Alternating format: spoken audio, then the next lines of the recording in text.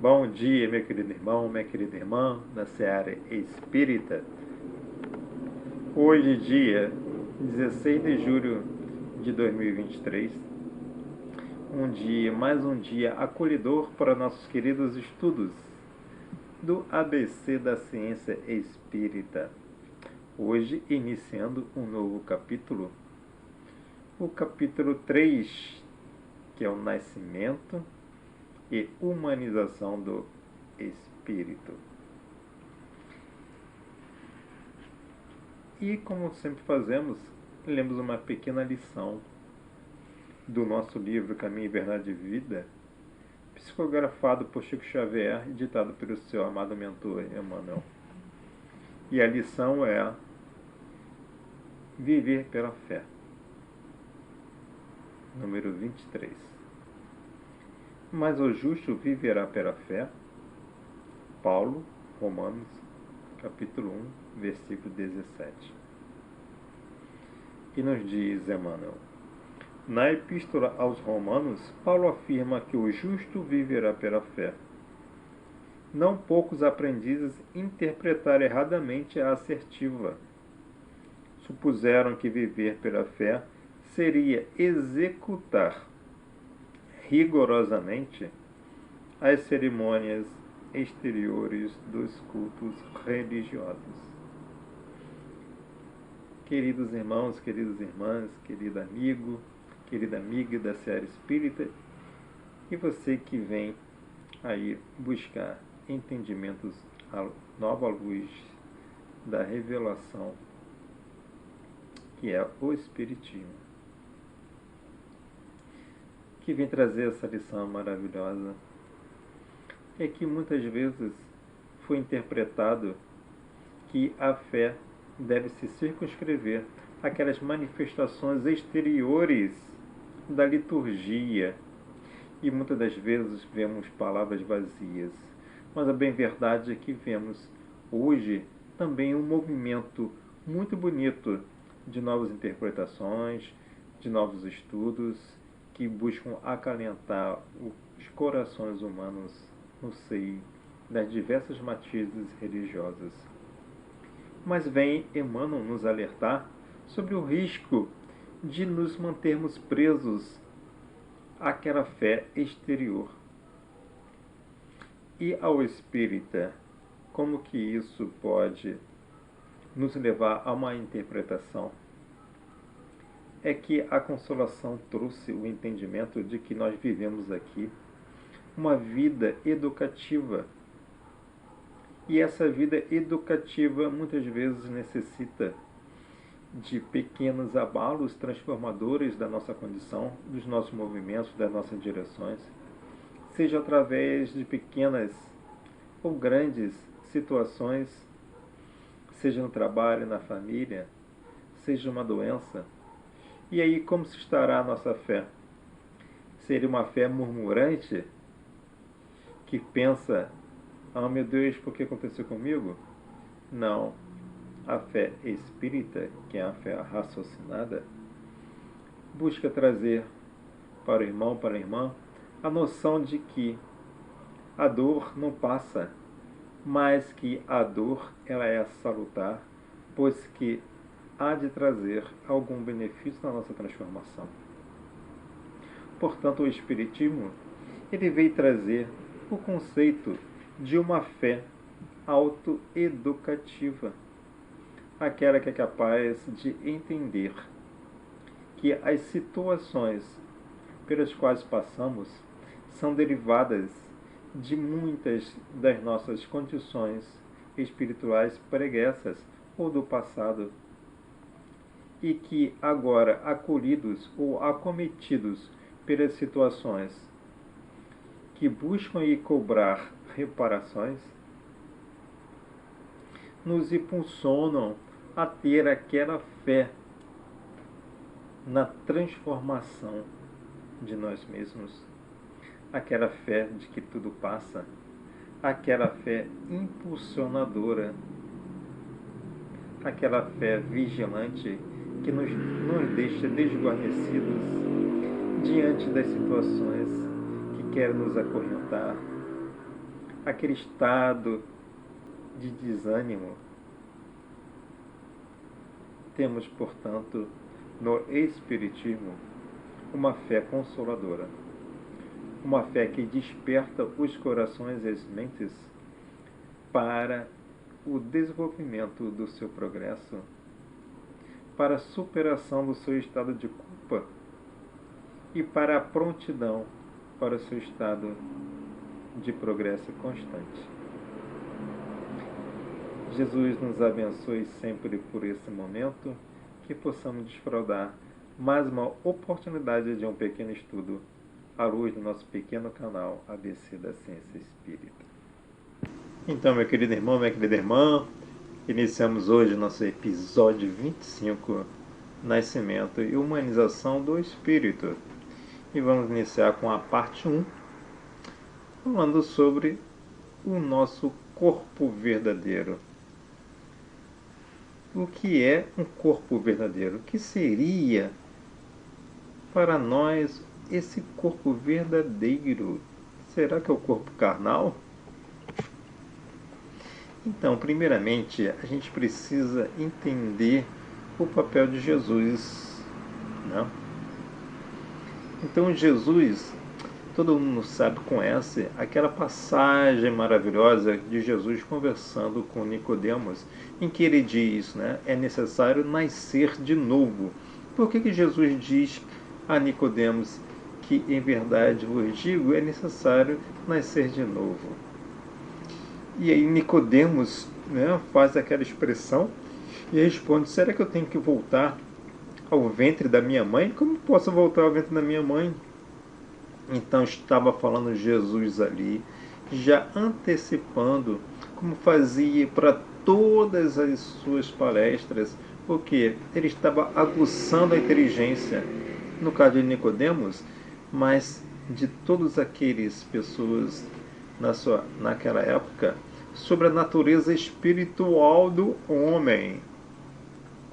E aí Jesus, ele lança uma nova perspectiva de vida, de um novo tipo de vida.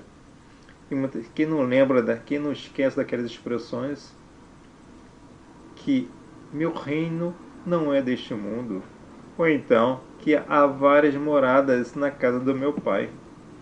Ou seja, Jesus revelou uma nova compreensão da própria também relação do homem com Deus, ou seja, desmistificando aquela visão que até então Moisés tinha trazido, aquela visão de um Deus punitivo, de um Deus vingativo.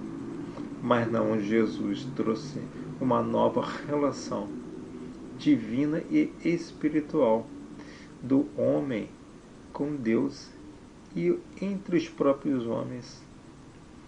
E a todo instante Jesus certificava ao ser humano, a nós, a natureza divina e que poderíamos fazer muito mais além das curas, pois tínhamos uma potência divina. Então, explicando tudo isso, a gente se pergunta então, né? Vai e não peques mais. Por que Jesus perguntava isso para as pessoas? E aí, a gente pode ver que nessa exortação que Jesus fazia, ele antecipava a condição moral como um agente da produção das doenças humanas, ou seja, vai no peques mais, por quê? Porque ele dizia para as pessoas o quê?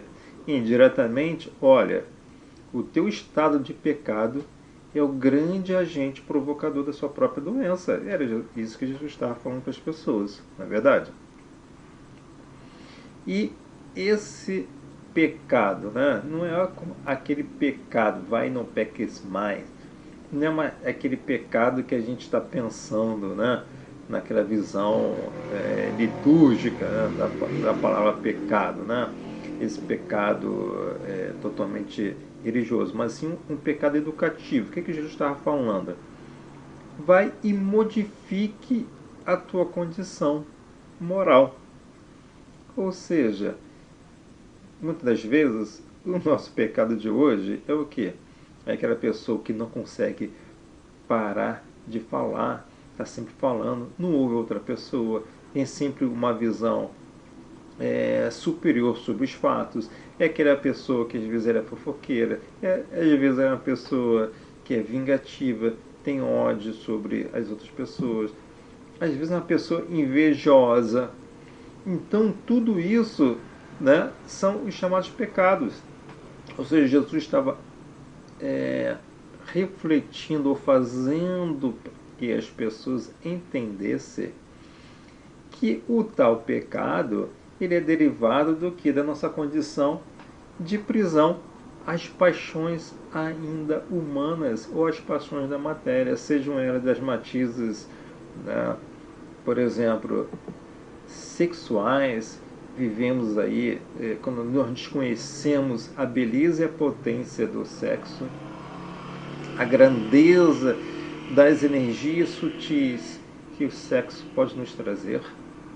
E aí nos chafurdamos, né, muitas vezes, né, nas situações de orgias deploráveis, ou simplesmente, né, de buscarmos situações de glutonaria, ou seja, de comilança. Ou muitas das vezes, como a gente vê aí, muitas pessoas, né, que vão para os restaurantes buscar ali comer e tirar um selfie. Então tudo isso é o que? São as condições morais ainda atrasadas e são elas que são os frutos das doenças. Então era isso que Jesus estava dizendo, né? A nossa condição moral como agente da produção dessas doenças. Mas aí pode se perguntar, né? Uma coisa importante. O que na realidade o Espiritismo trouxe, né? Tendo sido anunciado por Jesus como grande consolador? Lembramos que Jesus disse, né? E rogarei ao Pai, e Ele vos dará outro Consolador, para que fique convosco para sempre. Está em João, capítulo 14, versículo 16. Ou, mas quando vier o Consolador, que eu da parte do Pai vos hei de enviar, aquele Espírito de verdade que procede do Pai, ele testificará de mim. Está em João, capítulo 15, versículo 26. Então, por que o que trouxe de fato o Espiritismo de diferente de Jesus? Na realidade, o Espiritismo, primeiramente, né, isso é muito importante a gente considerar isso, o Espiritismo não inventou a reencarnação ou a pluralidade das vidas. Essa noção de reencarnação, pluralidade das vidas, ela já existe há milênios na história humana, seja na sociedade hindu, egípcia, grega, romana, e que nós sabemos que até perdurou no meio do catolicismo até o concílio, se não me engano, o concílio 553, não é verdade? Que proibiu as pessoas de acreditar na existência de uma nova vida, de uma vida após a morte. Então, o Espiritismo, o que ele veio fazer? Ele veio desenvolver as ideias de Jesus. Ele veio dar desenvolvimento ou esclarecimento, aprofundar o conhecimento com base em que? Nos ensinos dos Espíritos. E é muito importante a gente considerar aqui que o Espiritismo, ele trouxe na final o quê? Ele trouxe uma nova concepção de um mundo natural. Ou seja, que o verdadeiro mundo é o mundo espiritual. E desse mundo espiritual, dessa existência, desse princípio espiritual, é que decorrem todos os fenômenos psicofísicos essenciais do ser humano e físicos de todo o universo. E é, portanto, que o Espiritismo, então, ele vem explicar aquilo que Jesus não pôde desenvolver naquela época. E aí, o que a gente vai buscar, então, buscar entender o mecanismo por trás da relação entre o não pecar e as doenças. Para tanto, precisamos recorrer lá na pergunta 93 do Livro dos Espíritos, em que Kardec faz essa pergunta aos espíritos. O espírito propriamente dito nenhuma cobertura tem, ou como pretendem alguns, está sempre envolto numa substância qualquer? A resposta dos espíritos envolve uma substância vaporosa para os teus olhos, mas ainda bastante grosseira para nós. Assaz vaporosa, entretanto, para poder elevar-se na atmosfera e transportar-se aonde queira. Olha que coisa, que revelação. E aí, Kardec, com o seu espírito de cientista, ele vai fazer uma comparação. Verifique aqui, então, que ele vem dizendo aqui, ó. Aqui são as considerações de Kardec. Envolvendo o germe de um fruto ao perisperma. Então, exemplo aqui, ó. Aqui nós temos uma laranja. Aqui nós temos o fruto. Aqui nós temos a casca. E envolvendo o fruto, existe o perisperma. Então, o que Kardec fez? Ele fez uma analogia dedutiva. Então, ele vem e diz, por comparação, se pode chamar, então, esse envoltório do espírito de que? De perispírito.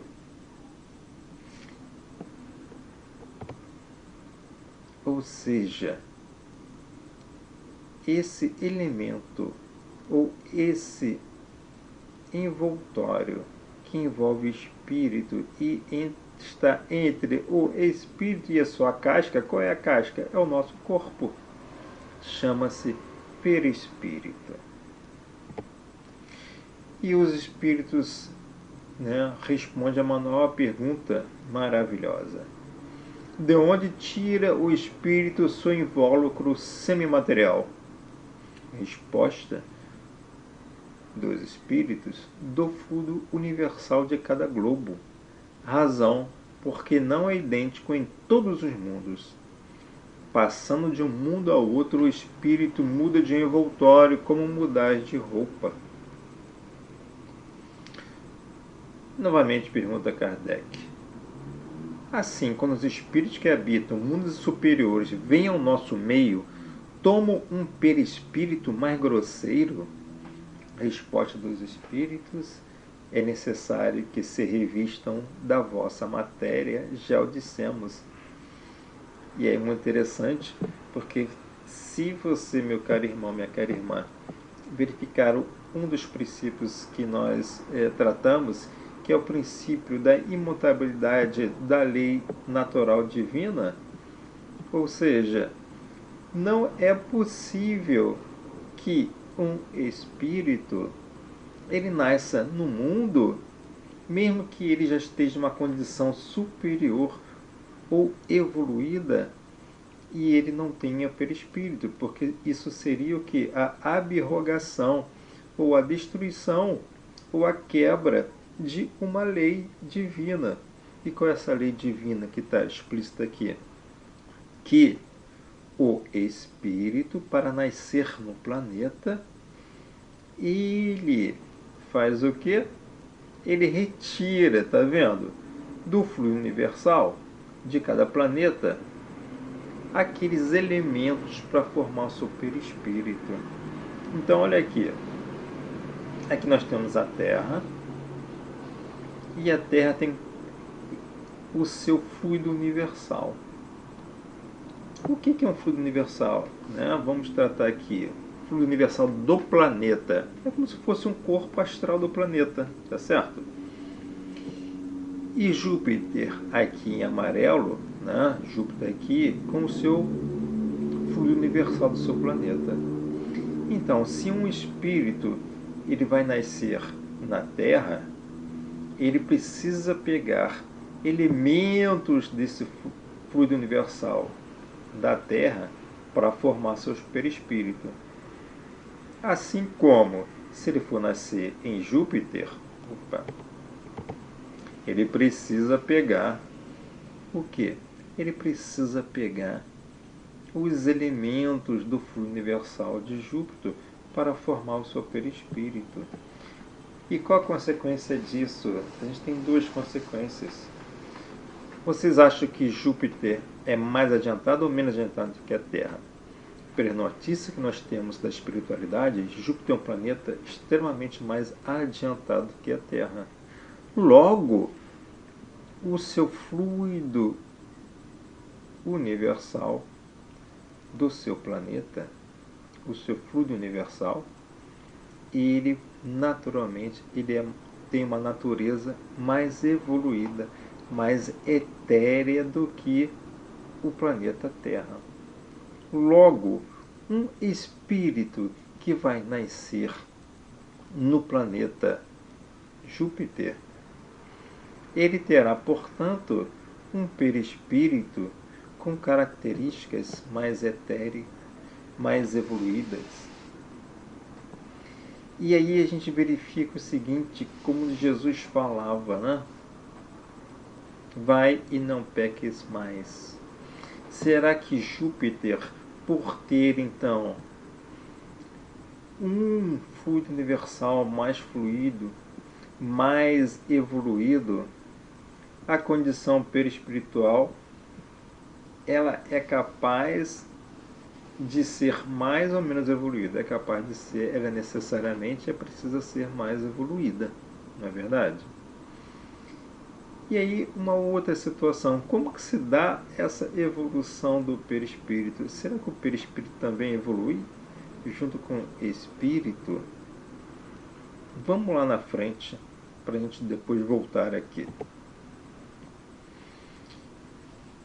Lá no diálogo, né, de Calderaro com André Luiz, no livro No Mundo Maior, lá no capítulo 4, Estudando o Cérebro, Calderaro fala a André Luiz: estamos diante de órgão perispiritual do ser humano adeso à duplicata física. Então o que ele está considerando aqui?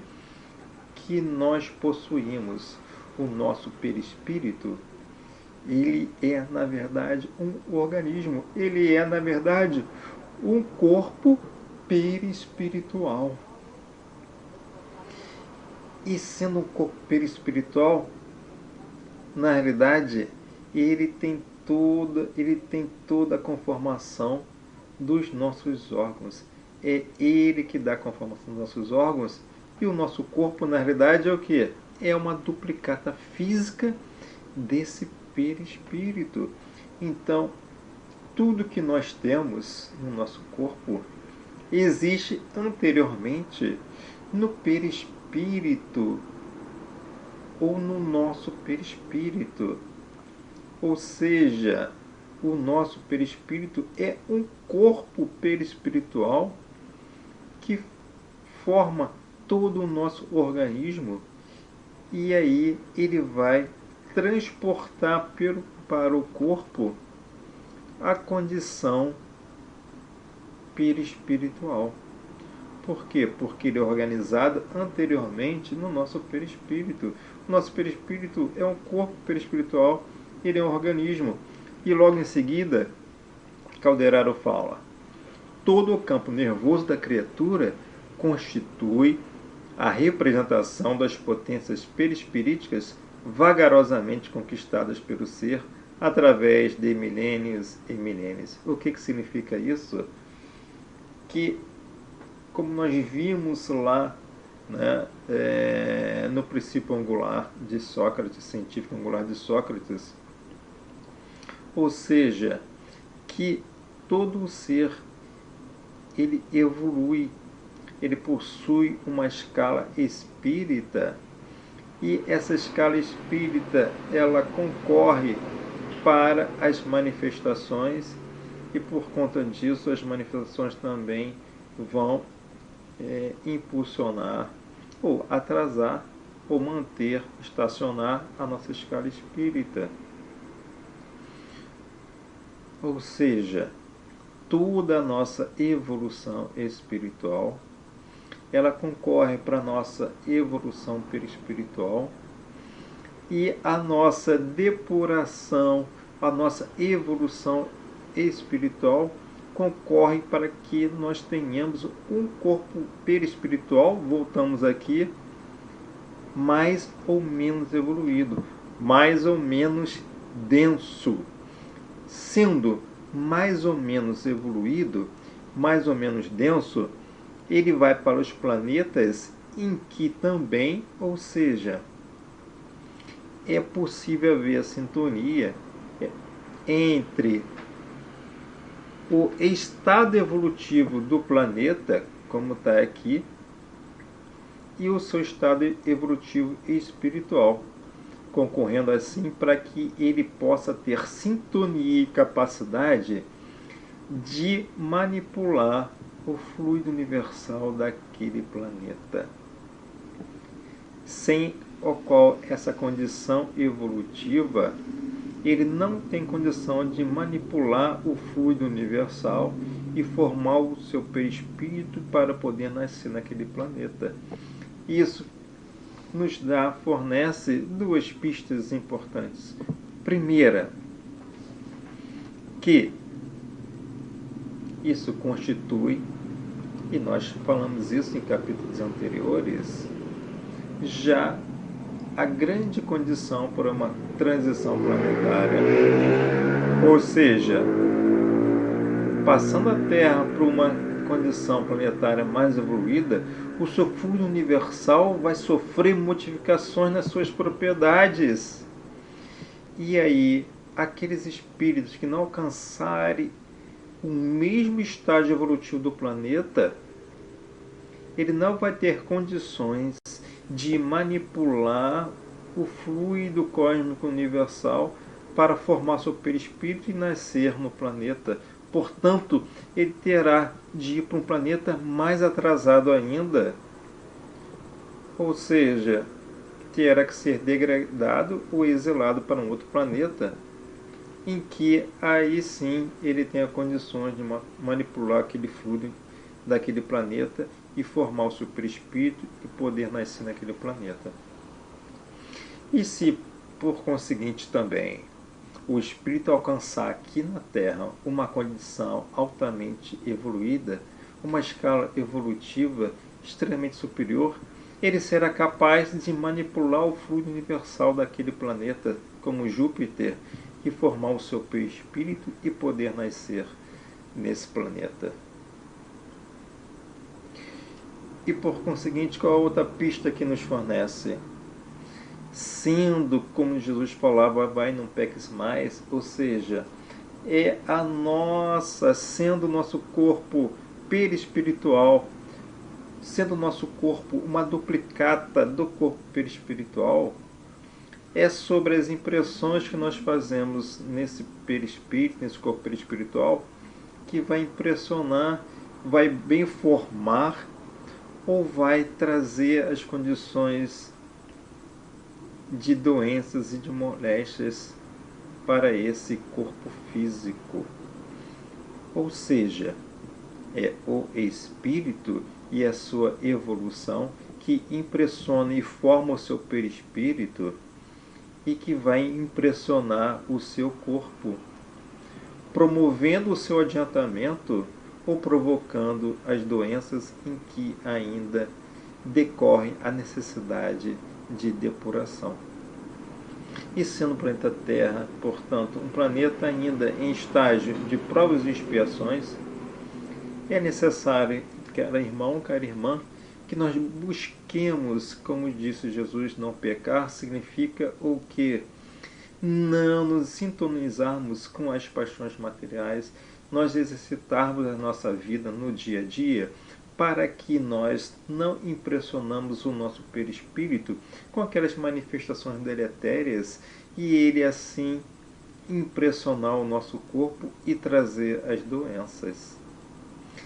Esse é o mecanismo por trás da relação não pecar as doenças e que explicado inicialmente pela noção da existência de um corpo perispiritual e a nossa relação, nossa condição moral, evolutiva moral. E aí, novamente, Calderaro explica para André Luiz, no Mundo Maior, lá na página 48, o gênero de vida de cada um, portanto, no invólucro carnal, ou seja, no nosso dia a dia, na nossa vida, vivendo aqui, determina a densidade do organismo perispirítico após a perda do corpo denso. Ou seja, voltando aqui, se nós, na nossa condição existente aqui na Terra, portanto, impressionarmos o nosso perispírito com condições ou afecções, né, mais baixas, nós vamos trazer o que? Novos agentes densos para o nosso perispírito e não vamos ter condições de morar ou renascer na Terra quando a Terra ascender para uma condição de um mundo de regeneração, em que haverá uma mudança do seu fluido cósmico, do seu planeta, do seu fluido cósmico. Ou seja, nós não teremos condições de depurarmos o nosso perispírito, ou seja, o nosso corpo perispiritual. E é importantíssimo isso. Ou seja, todo o nosso cérebro, todo o nosso corpo, ele tem uma forma, ele tem uma existência material, mas uma matéria mais sutil. Todo o nosso cérebro, como exemplo aqui, ele existe dessa forma antes de existir como essa matéria como nós conhecemos. Ou seja, existe então um corpo perispiritual. E assim, meus queridos irmãos, minhas queridas irmãs, nós buscamos aqui explicar, à luz do Espiritismo, a relação entre as nossas doenças e a existência do corpo perispiritual. Meu querido irmão, minha querida irmã, tenha uma ótima semana. Começamos e recomeçamos assim nosso pequeno capítulo ABC da Ciência Espírita, buscando aí localizar a importância desse nosso pequeno entendimento da existência de um corpo perispiritual e que esse corpo perispiritual é ele que forma o nosso corpo físico. Tenha uma ótima semana, seja abençoado nesse domingo e Deus te ilumine hoje e sempre. Que assim seja.